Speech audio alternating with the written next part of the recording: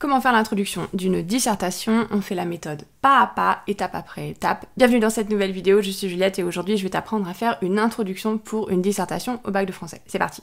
L'introduction, c'est une manière de dire bonjour au correcteur. Donc c'est vrai qu'elle doit être particulièrement bien écrite, elle se rédige au brouillon.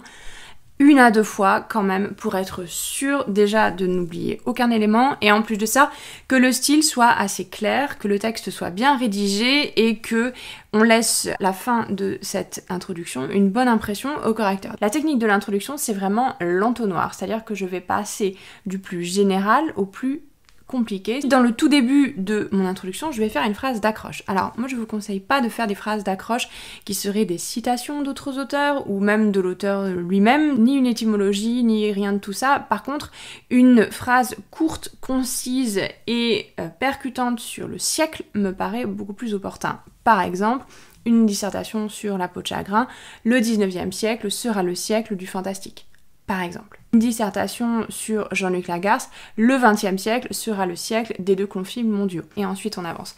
Tout ça pour dire que cette phrase d'accroche sur le siècle, elle sera très pratique pour toi parce que ça veut dire que tu vas pouvoir utiliser toujours la même, peu importe le sujet. Une fois que j'ai fait ma phrase d'accroche, c'est le moment ensuite de présenter un petit peu l'auteur.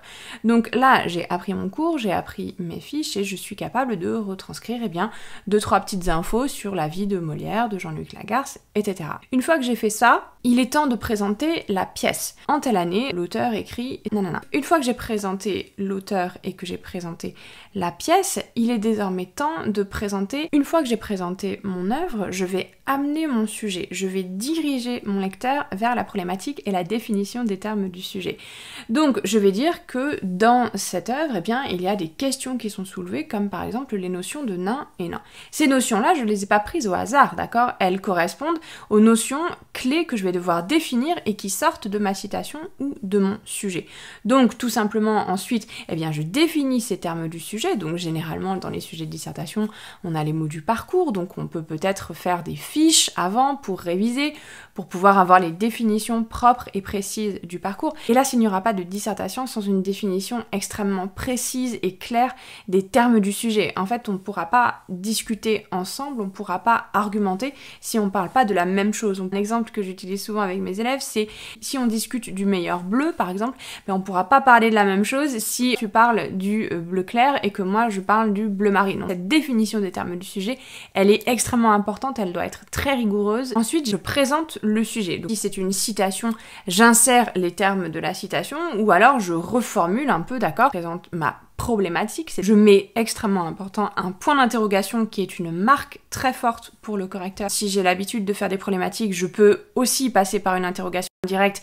Néanmoins, je vous conseille de faire très clair, de mâcher le travail au correcteur et de mettre un point d'interrogation. Donc une fois que j'ai énoncé la problématique, eh bien, j'annonce mon plan en disant que cette question que l'on est en train de poser, eh bien, on va devoir y répondre en regardant d'abord 1, ensuite 2 et enfin 3. Alors je rappelle que l'ordre dans lequel ces éléments dans la dissertation vont apparaître, c'est ce qu'on appelle la méthodologie et c'est ça qui va vous amener la moyenne. Et si vous commencez votre copie en disant Molière est un auteur du XVIIe siècle, est-ce que vous êtes d'accord pour dire que là vous présentez Molière mais pas le siècle, hein? Donc attention à bien respecter l'ordre dans lequel les éléments de l'introduction de votre dissertation vont arriver et à partir de là, vous respectez la méthodologie et vous vous assurez déjà la moyenne alors que le devoir n'a pas formellement commencé. N'hésitez pas à mettre dans les commentaires s'il y a une partie de votre dissertation que vous voulez voir plus qu'une autre et je vous retrouve avec grand plaisir pour la suite bientôt. Au revoir!